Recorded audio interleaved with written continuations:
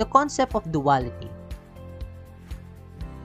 The concept of duality, or also known as duality principle or dualism, teaches us that every aspect of life is created from a balanced interaction of opposite and competing forces.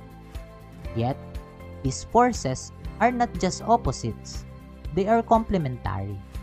With the concept of duality, it is said that you can't fully understand one side of the dual nature of something without comparing and fully understanding the opposite side. For example, you couldn't understand what the concept of up is without having a down to compare and contrast to.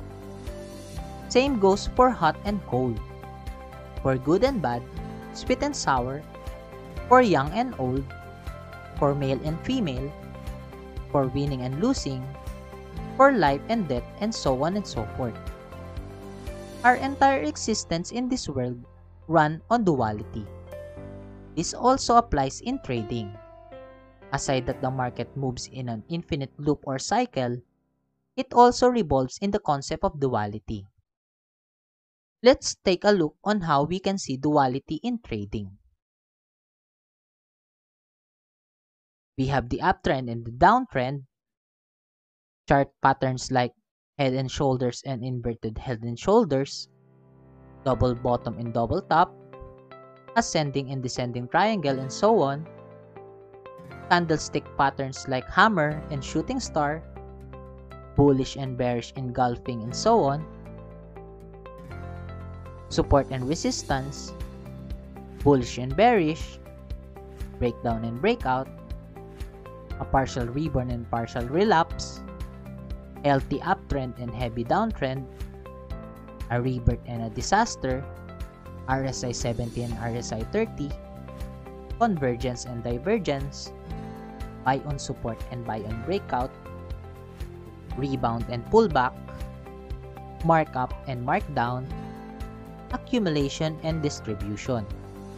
We study the concept of duality in order for us to be aware of the alternate events and how can we be able to take advantage of it, especially in trading.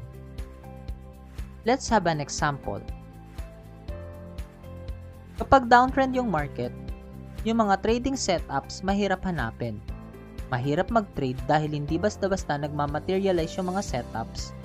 At yung pinaka-goal natin is to protect our capital. It's either smaller allocation, you go on the sides, or less exposure tayo with the market. On the other hand, kapag uptrend naman yung market, yung mga trading setups madaling makita, madaling mag-trade dahil lahat umaangat, at yung pinaka-main goal natin is to maximize profits.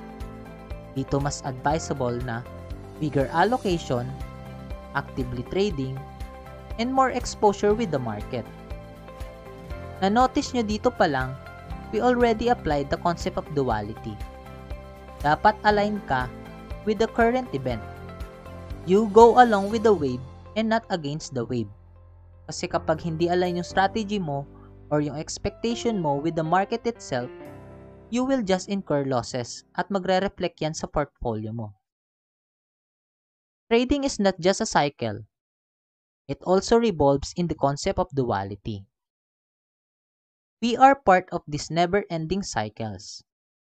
If you can master the concept of duality, then you are already well along the road of achieving balance, not just in trading, but also in life. If we play it right, we can be as accurate as snipers, we can be as nimble as a gymnast, and as fluid as water in embracing contradictions. Then, we can adapt and adjust with the market and in life uncertainties.